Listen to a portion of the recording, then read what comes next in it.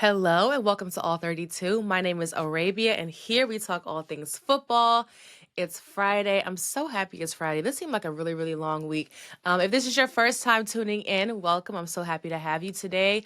You happen to tune in for the first time on a Friday show. Friday shows are much more casual. We still talk ball, but it's mostly a prediction show. So I'm going to be going through my predictions. We're going to be hanging out, chilling a little bit less strict than our Tuesday, Wednesday, Thursday show. So let's come hang out, get to know each other a little bit more, just have a good time. Today, I'm wearing a Cardinals shirt, just a shirt. Has the state of Arizona on it. You know, cool little t-shirt. So shout out to Cardinals fans. I don't know too many Cardinals fans, but I've spoken about the Cardinals, obviously ALL32, a few times this season. So shout out to Arizona, shout out to the Cardinals. Another thing that I really want to emphasize. So I'm not sure how many of you have either participated yourselves in Pee Wee football, youth football, or have a child who currently is participating in youth football. But my son's team, the Marlboro Mustangs from Upper Marlboro, Maryland, in PG County, which is right outside of DC, they have made it to the national championship. So what that means is they won in their league. They actually went undefeated in the league. No team has beat them since the start of the season. Went undefeated in their league. They won their league championship. Then they went on to state championships. They won the state championship, so they're the best 6U team in the DMV AC AYF. Like, that's the name of the league in the state. And so now they are going to represent Maryland and in that specific league in the national championship, which is in Florida. It's in Naples, Florida in December. So I say all that to say a lot of the members of the team need help with airfare and with lodging and with food and with transportation, just all these things. I'm really just starting to get to know how these other youth programs from other areas get their donations and stuff. Like, apparently there's some teams that work through other like municipal thing, but we don't have any of that. I say all that to say that we don't have any of that, but we are one of the best teams in the country, like in the country. So I'm really trying to figure out how to support these boys and support these families in order to like get them to be able to go to nationals and experience that and be able to represent this area. So I will put a link in the description box below if you are able to support the team. $5 here, $20 here, $1 million there could go a long way. I'm just kidding. But anything that you have, or if you can share it, if you would like to support the boys, that would be greatly, greatly, greatly appreciated. I think one of the advantages of this platform is being able to reach a lot of different people and a lot of different voices and a lot of different people who could help in these situations. So I personally am asking for your help to please support these boys, the Marlboro Mustangs, and getting to Florida and being able to get to the championship. And, I don't want any boys to not go because they can't afford it. So doing the most that I can to get the word out there. And again, if you want to donate, 100% of the proceeds are going to the boys. Okay. Now we're not doing hair and makeup and going to the club and all this other stuff with the money. Directly to lodging, airfare. Really, lodging and airfare are the two big ones. So yes, if you can donate anything, please, I'm personally asking you, and I'll put where you can donate in the description box below. Thank you so much. Now that I feel like I begged a little bit, which I'm not ashamed for the kids, I'll beg for the kids. I will beg for the kids. I don't have pride and ego when it comes to trying to help kids out, especially when they're out here doing the right thing. You know what I mean? So many kids just are involved in the wrong thing and, they don't have their head, on right. But these are really great kids trying to do something great with their lives. All right. So let's just get into these predictions, Friday prediction show. My overall record is 26-15. To be honest, family, Week 11 has some really great games. And one of my favorite things to say when I'm doing these predictions is, oh, it can go either way. But like Week 11 really is crazy. It has a lot of really good games. So let's just go down the list. I already gave my prediction for Jets Patriots yesterday. Patriots won. So we can put that bad boy up to 27-15. Commanders Dolphins, the game that no one's going to wake up and watch. That thing is 7:30 in the morning Eastern time. So if you're on the West Coast, can you imagine? Are you going to wake up 6 o'clock in the morning to watch the Commanders play the Dolphins in Spain? Absolutely not. You have to be a diehard Commanders fan or Dolphins fan. I think some fan bases of those actual teams are not going to wake up and watch the game. But I have the Dolphins, I guess, but not an exciting watch, I don't think. Packers Giants. I'll go Packers. Texans Titans. This one, my intrusive thoughts are telling me Titans. My intrusive thoughts are telling me Titans. CJ Stroud is still kind of like dealing with stuff, so he's not going to be playing. Last time the Texans and the Titans played, it was a shutout. The Texans shut the Titans out. I think it was like 26-0 or something like that. Let me check, because y'all be like, all you had to do was Google it. And y'all be right. Y'all be right. I ain't gonna lie, y'all ate with that one. Let's see what the score was last time the Texans and the Titans played. 26-0. Yeah. So, yes, I'm gonna go Texans, but my intrusive thoughts are telling me to go another way. Texans. All right. Next game, Panthers Falcons. Ooh, I'm gonna go Falcons, but Bears Vikings. I'm gonna go Vikings. It's not that I just believe so much in JJ McCarthy and the Vikings. I just don't think the Bears are. The Bears don't look like a 6-3 team, and they seem to really struggle. Like, if you watch Bears games week after week after week, they get the win, period. And that's really all that matters at the end of the regular season, is if you get enough wins to get into the playoffs and do your thing. But I see some fault lines in Chicago football, and I think maybe the Vikings can get them this week. So I'll go Vikings. Chargers Jaguars. I'll go Chargers. Bucks Bills. Ooh, I'm gonna go Bills. They need it. Bucks are banged up, but they might get Bucky Irving back potentially.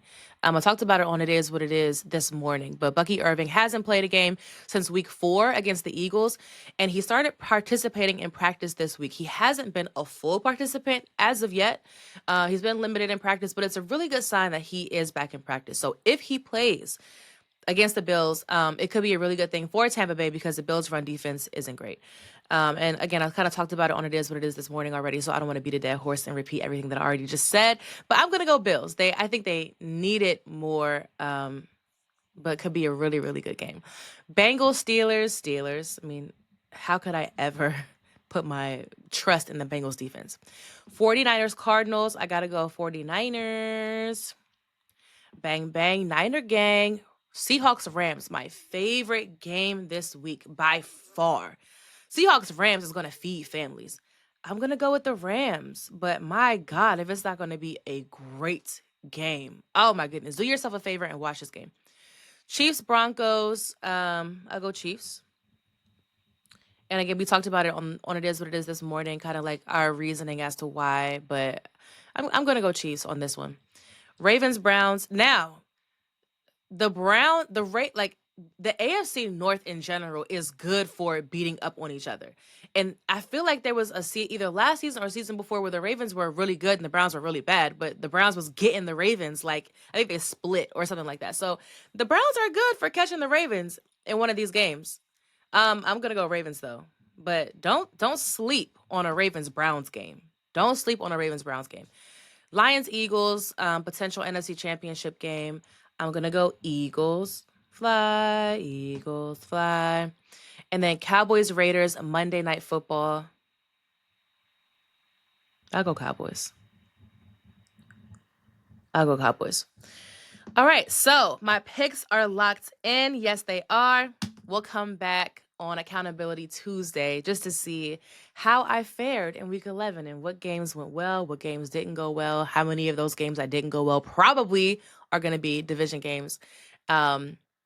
But let me know some of your thoughts. The ones that you don't agree with, let me know like what you think is going to happen in the comments below. So let's talk a little bit about Thursday night football, since the game was last night. Jets-Patriots. The game went pretty much the way that we all thought that it was going to go. The Patriots are now sitting on top of the AFC at 9-2. The Colts are right below them at 8-2, but the Colts have a bye week in week 11, so they won't have a chance to really respond and catch up until week 12. They're on a bye. They don't play this week. So right now the Patriots are on top, but we're going to see how that AFC conference is going to to shape up towards the top over the next few weeks. Should be pretty interesting. Trevion Henderson becomes the second Patriot in franchise history to, as a rookie, get 3 touchdowns in one game.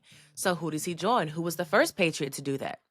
Rob Gronkowski, who just so happened to be at the game last night, just days after he signed a contract so that he could officially retire a Patriot. As you know, he spent the vast majority of his career in New England, and then goes with his buddy Tom Brady down to the Bucs and wins a Super Bowl. So technically, if he ended his career there, that's where he ended. But he wanted to end as a New England Patriot, which makes all the sense in the world. So congrats to Trevion Henderson. Congrats to Rob Gronkowski for being able to retire a Patriot and be able to, end his career, in my opinion, the right way. Before we get out of here, I wanted to talk about 3 players who are working out for their new teams and 3 players who aren't really working out for their new teams. Let's start with Dre Greenlaw. The problem with Dre Greenlaw isn't necessarily that he's not working out, like he's not doing well, more so like he just hasn't been available between injury and also a suspension, and also just like when he was available, he hasn't been getting snaps in the game. He did get snaps in the game against the Raiders. We saw an uptick there, but I just don't think that the whole Dre Greenlaw thing in Denver is working out the way that I think anybody wanted it to. Another one to me is Nate Hobbs. Now, Nate Hobbs signed a $48 million contract with the Packers from, he was with the Raiders, then he signed with the Packers. When he was with the Raiders, he found success as a slot cornerback, when he was in Las Vegas. But now with the Packers, they primarily use him as a boundary corner, and they use Javon Bullard as their nickel back instead. So I think maybe he's out of position. I think they should consider maybe moving him around. They would see how he would do in that regard.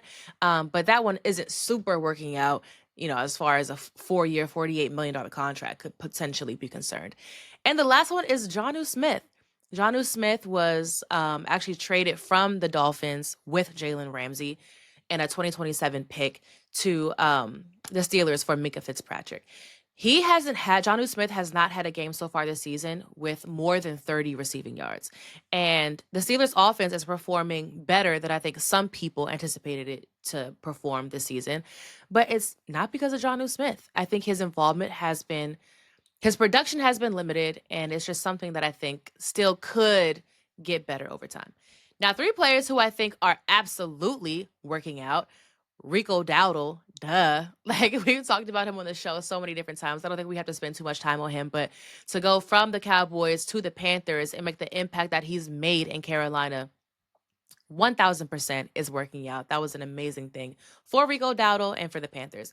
Another one I would say is George Pickens. I think George Pickens is working out for the Cowboys. I think the 1-2 punch that you get with CeeDee Lamb and George Pickens is great for that Cowboys offense and helps the run game because you have a really reliable pass game. Even just the threat of CeeDee Lamb can take away some defenders and then get George Pickens the ball. Now you just have multiple people to worry about. We see some of the better teams in the league work in that same type of philosophy, whether it's the Eagles having a 1-2 punch, the Bucks when they're healthy having a 1-2 punch, the Lions having a 1-2 punch. So if you have more than one receiver that you can reliably go to, Bengals, there are a few different ones who have like really good 1-2 duos. I would even say the Vikings. So yeah, definitely that. And then also Joey Bosa. I think Joey Bosa was sort of a question mark as far as how he would fit in Buffalo. But I think Joey Bosa is having a really good start to his new career in Buffalo. Right now, Joey Bosa leads the NFL in a 16.5% pressure rate. So he's doing very well in that regard. And his pass rush win rate isn't the best in the NFL, but it is above average. Again, with him, he hasn't been super available because of injury, but when he is on the field, I think he's definitely working out for the Bills.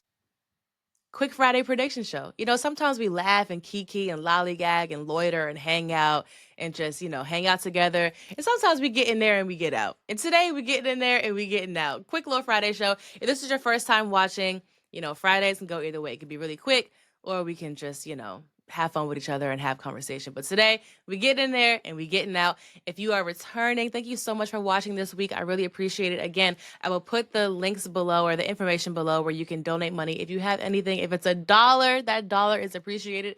If it's $10,000, that $10,000 is appreciated. Thank you so much in advance. I really appreciate it. Enjoy the games. Stay safe, and I'll see you next week.